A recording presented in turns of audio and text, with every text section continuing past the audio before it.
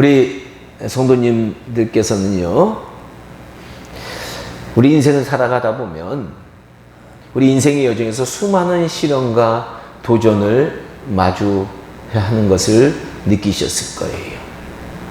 우리 인생이 그렇게 쉬운 게 아니더라고요. 그래서 우리는 이런 시련과 도전들이 찾아오면 종종 어디서 도움과 그 능력을 구해야 될지 고민할 때가 많이 있다라는 거예요. 특히 우리 크리스천들에게는 때로는 인간적인 지혜와 방법에 의지할 것인가? 내가 노력해보면 될까? 아니면 모든 능력의 근원이신 하나님께 그 능력을 구할 것인가? 이것 때문에 흔들릴 때가 많이 있습니다. 물론 머리로는 하나님께 구해야 된다 이렇게 생각하지만 우리 살아보면 아시겠지만요, 느끼시겠지만 우리 인생 우리가 믿음으로 시작하는 것 같지만 점점 인간적인 지혜와 방법에 의지할 때가 많이 있거든요. 왜 그러냐면 사탄이 자꾸 우리를 영적으로 유혹하기 때문입니다. 야, 너 환경을 봐라. 너의 형편을 봐라. 하나님의 그 능력 당장 나타난 것 같지 않지 않니? 그러면서 우리에게 유혹을 해서 우리가 믿음이 흔들리게 합니다. 그게 사탄이 하는 우리 인생의 유혹이에요. 그렇습니다. 인간적인 지혜와 방법에 의지할 것인가? 아니면 능력이 정말로 많으신 하나님께 구할 것인가? 이게 영적 싸움이거든요. 우리 신앙생활에 이 영적 싸움이 늘 찾아옵니다. 영적 결단을 해야 되는 거예요. 어떻게 살 것인가 영적 결단을 해야 됩니다. 지난 설교에도 살펴본 대로 아사왕, 여러분 설명 많이 했잖아요, 제가요.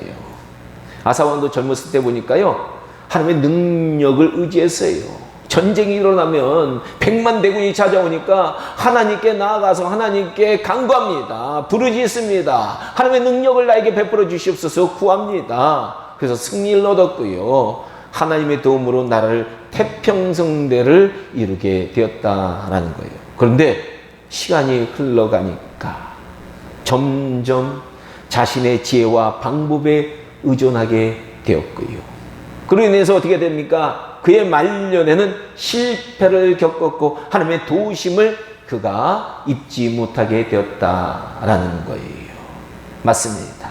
아사왕은 끝까지 하나님께 의지해야 했지만 그의 삶의 후반부에서는 그 사실을 잊어버리고 말았다라는 거예요. 그래서 하나님께서는 이 아사왕이 경고하시기 위해서 하나니 선지자를 통해서 아사왕을 책망하신 역대하 16장 9절의 말씀 여러분 기억하실 거예요. 여호와의 눈은, 하나님의 눈은 온 땅을 두루 감찰하사 쫙 보는 거예요. 우리 교회도 오셔서 하나님이 보시고 계신 거예요. 그리고 전심으로 자기에게 향하는 자를 위하여 능력을 베푸시느니라. 아멘. 전심으로 하나님께 향하는 자에게 능력을 베푸신다는 거예요. 이 말씀은 하나님께서는 처음부터 끝까지 아사왕이 하나님께 전심으로 의지하며 그분의 능력 구하기를 원하셨다라는 것을 우리에게 알려줍니다. 그러나 아사왕 점차 그 사실을 망각하고요. 자신의 방법에 의지함으로 하나님께서 주시는 능력을 놓치고 말았다라는 거예요. 그렇습니다. 우리는 우리 인생의 끝까지 마지막 순간까지 하나님께 전적으로 의지하고 그분이 주시는 능력으로 살아야 될 줄로 믿습니다. 하나님이 주시는 능력을 우리가 구해야 돼요. 그런데 성경은 끝까지 하나님의 능력을 구하는 자들이 반드시 실천해야 할 것이 있다라고 우리에게 알려주고 있습니다. 그래서 오늘은 제가 하나님의 능력을 구하는 자들이 어떤 것들을 해나가면서 살아가야 되는지 여러분들과 함께 말씀을 나누려고 합니다. 첫 번째는요, 앞에서도 나온 내용하고 비슷하지만 하나님께 전심으로 찾으라는 거예요. 오늘 본문 말씀에서 보니까요, 하나님께서는 구하는 자에게 후히 주시는 분이다, 이렇게 말씀하고 있습니다. 그러니까 구하라는 거예요. 찾으라는 거예요, 하나님께. 아니, 하나님의 말씀에 이런 약속이 있는데 대부분의 성도님들 하나님께 구하지 않아요. 내 방법대로 내 힘으로 해보려고 해요. 우리 마음이 온전히 하나님께 집중되고 그분을 전심으로 우리가 찾을 때 하나님은 그분의 지혜와 능력과 도움을 후히 주신다라는 그런 말씀을 하고 계세요. 한 청년이 있었어요. 그의 삶에 여러 문제로 고민하던 중에요, 우리 크리스찬이니까 그래, 하나님께 기도하자 그래서 기도하기로 결심했습니다. 그런데 기도한다고 문제가 쉽게 해결됩니까? 아니, 삶의 문제가 쉽게 응답되지 않자 그는 기도를 멈추고 자신의 방법으로 문제를 해결하려고 이리 다니고 저리 다니고 이 방법 쓰고 저 방법 쓰고 다 해보는 거예요. 그런데 해결이 안 되는 거예요.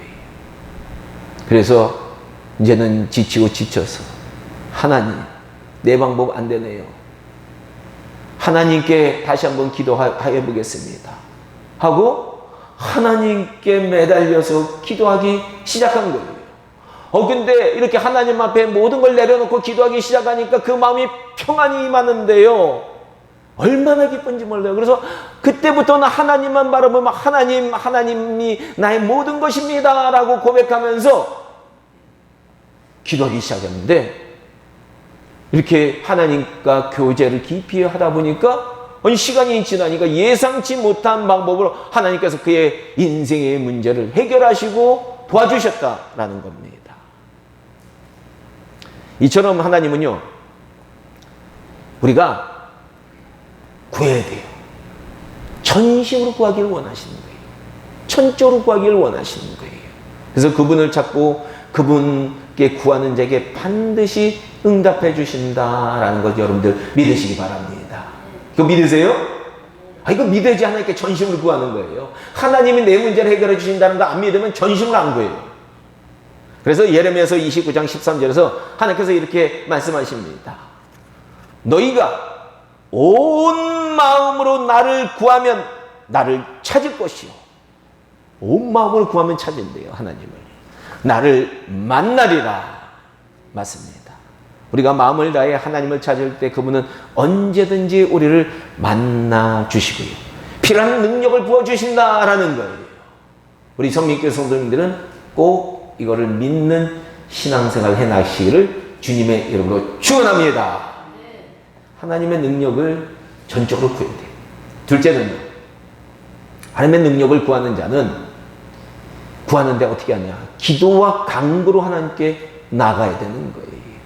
빌보서 4장 6절과 7절은 아무 염려하지 말고, 아무 염려하지 말라는 거예요. 무슨 일이 일어나도 염려하지 말라는 거죠. 오직 모든 일에 기도와 간구로 너희 구할 것을 감사함으로 하나님께 아뢰라. 하나님께 기도로 간구로, 하나님 나 이런 문제 있으니까 이런 문제 해결해 주세요. 기도와 간구로 아뢰라는 거예요. 특히 감사함으로 아뢰라는 거예요. 여러분, 기도는요, 우리의 필요를 하나님께 아뢰는 것뿐만 아니라 그분의 능력을 의지합니다 내가 라는 우리의 행위예요. 그러니까 기도하는 자는 하나님의 능력을 구한다라는 것을 보여드리는 거예요, 하나님 앞에. 근데 하나님 주시겠죠? 기도 안 하고 주시겠죠? 이런 건 하나님의 능력을 의지하는 행위가 아니에요. 과거 이제 마틴 루터, 여러분 종교개혁을 일으킨 이 루터 잘 아실 거예요. 종교개혁 당시 많은 위협과 어려움이 막 찾아왔어요. 그를 죽이려는 사람들이 사방에 깔려있어요. 그래서 그는 매일 하나님께 기도했고 하나님의 보호하심과 능력이 필요합니다, 이렇게 기도했어요. 그래서 그 기도를 통해 마틴 루터는 그 험난한 종교개혁을, 가톨릭이 이 종교개혁을 일으키는 자들을 다 죽이는 그런 시대에 그 종교개혁을 기적같이 감당했다라는 겁니다. 그래서 그가 기도하는 모습에 영향을 받은 사람들이 많이 있어요. 특히 그와 함께 이 종교개혁을 감당했던 멜랑히토라는 사람이 있는데, 루터가 얼마나 열심히 기도했는지 그의 영향을 받아서 이 멜랑히토도 이런 유명한 말을 남겼습니다. 여러분, 오늘은 너무 바쁜 하루가 될 것 같습니다. 그래서 저는 기도의 시간을 2배로 늘려야 할 것 같습니다. 여러분, 바쁘면 기도 나중에 하자고 생각하잖아요. 아니라는 거예요. 바쁠수록, 어려운 상황이 있을수록 기도의 시간을 2배로 늘려야 된다, 이렇게 얘기했다는 거예요. 맞습니다. 기도는 바쁘고 힘든 삶 속에서도 하나님과 연결되는 통로고요, 하나님의 능력을 경험할 수 있는 유일한 방법이다라는 거예요. 그래서 야고보서 5장 16절에서 의인의 강구는 역사하는 힘이 크다, 이렇게 얘기했습니다. 의인이 누굽니까? 예수님을 믿은 우리들 아니에요. 우리 믿는 자들이 하는 기도는, 하나님을 전적으로 의지하고 하나님께 전적으로 구하는 그런 기도는 역사하는 힘이 크다라는 거예요. 그러면 우리는 하나님께 전적으로 의지하는 우리의 기도가 하나님께서 일하시도록 하는 강력한 그런 도구이다라는 것을 생각하시면서 항상 기도에 힘쓰는 저와 여러분들 다 되길 주님의 이름으로 축원합니다. 세 번째로요, 하나님의 능력을 구하는 자는 순종과 믿음을 끝까지 지켜야 된다라는 거예요. 야고보서 1장 6절에 보면 오직 믿음으로 구하고 조금도 의심하지 말라, 이렇게 얘기하고 있습니다. 아니, 하나님께 기도하는데, 아니, 제가 많은 이 목회자들이나 성도님들 보면 느끼는 게 뭐냐면, 하나님께 구한다고 하나님의 기적이 나타날 것이라고 이렇게 기도하면서 돌아서면 안 믿고 불안하니까 딴짓을 해요. 야, 기도했는데 안 믿는 거예요. 의심하는 거예요. 우리는 하나님의 능력을 구할 때는 그분이 반드시 우리를 도와주실 것이다라는 걸 의심하지 말아요. 그리고 하나님의 음성에 순종해야 되는 거예요. 하나님의 말씀에 순종하는 거예요. 아, 기도해놓고 안 될 것 같으니까 내 방법 쓴다? 아니에요. 하나님께 전적으로 순종하는 거예요. 아브라함 보세요. 하나님께서 그의 자녀를 통해서 온 땅의 백성들이 축복받는 그런 축복의 백성 되게 할 것이다, 이렇게 약속을 했는데, 아니 그 하나님께서 아브라함아, 네 자녀를 나에게 바쳐라, 그런 거예요. 아니, 100세에 낳는 자녀인데 이 자녀 없으면 어떻게 그 축복의 약속이 이루어지겠습니까? 그런데 아브라함은 망설임 없이 믿음으로 순종한 거예요. 그래서 그 결과 어떻게 됩니까? 야, 결국 하나님의 놀라운 능력을 체험하고 그의 후손이 하늘의 별처럼 많아지는 축복을 받게 되었다라는 거예요. 맞습니다. 하나님은 우리가 하나님의 말씀에 순종하고 우리의 믿음을 지킬 때 우리 삶에 놀라운 능력을 부어주신다라는 거예요. 그래서 히브리서 11장 6절은 믿음이 없이는 하나님을 기쁘게 하시 못하나니 라고 말하고 있습니다. 믿음이 있어야 우리가 하나님을 기쁘게 한다는 거예요. 그죠? 믿음이 있어야지만 하나님을 기쁘게 하는 거예요. 우리 최영희 집사님도요, 믿음을 가지세요. 하나님이 나를 도와주실 것이다 라는 믿음을 가지시고, 그러면 하나님을 기뻐하시기 거예요. 우리는 믿음 없이는 하나님을 기쁘게 하지도 못하고 믿음이 없으면 하나님의 능력을 온전히 경험할 수도 없다라는 거예요. 예수님 앞에 나온 자들 보세요. 내가 너를 치료할 줄 믿느냐? 그러니까 믿음이 없는 자들이 믿음 주시옵소서. 내가 믿기 원합니다. 그래서 믿음을 가진 자들이 다 역사를 일으켰어요. 야, 우리가 믿음을 가져야 돼요. 우리는 믿음과 순종이 하나님의 능력을 체험케 하는 기름을 반드시 늘 기억해야 되는 거예요. 그러니까 여러분 믿음 잃지 마세요. 하나님의 말씀에 순종해야 되는 거예요. 넷째로, 하나님의 능력을 구하는 자는 세상 방법이 아닌 하나님의 방법을 선택한다라는 거예요. 이 마귀가 자꾸 세상 방법 선택하도록 유혹하거든요. 잠언 3장 5절과 6절은 너는 마음을 다하여, 뭘 다하라고요? 마음을 다하래요. 여호와를 신뢰하고. 여러분, 하나님 신뢰할 때, 하나님 의지할 때 마음을 다해야 돼요. 두 마음 가지면 안 돼요. 하나님 해주실까? 이런 마음 가지면 안 돼요. 너는 마음을 다하여 여호와를 신뢰하고 내 명철을 의지하지 말라, 이렇게 가르쳐 있습니다. 즉 인간의 지혜나 방법에 의지하기보다는 하나님께서 인도하시는 길을 신뢰하고 그 길을 따라가라 라는 그런 말씀이에요. 과거에요, 어떤 교회가 이제 새롭게 교회를 건축하게 되었습니다. 그런데 이 건축하다 보니까요, 뜻밖의, 아니 처음에는 이렇게 재정을 딱 맞춰가지고 건축을 시작을 했는데 뜻밖의 어려움들이 생겨가지고 재정적 어려움이 찾아오게 됩니다. 그러자 교회 중직들이 모여가지고 이 방법을 어떻게 해결할까, 이 방법 저 방법 토의를 하는 거예요. 세상적인 방법을 이 방법 저 방법 다 얘기를 하는 거예요. 그런데 이때 믿음이 좋은 한 장로님이 그 회의를 보면서 이렇게 얘기합니다.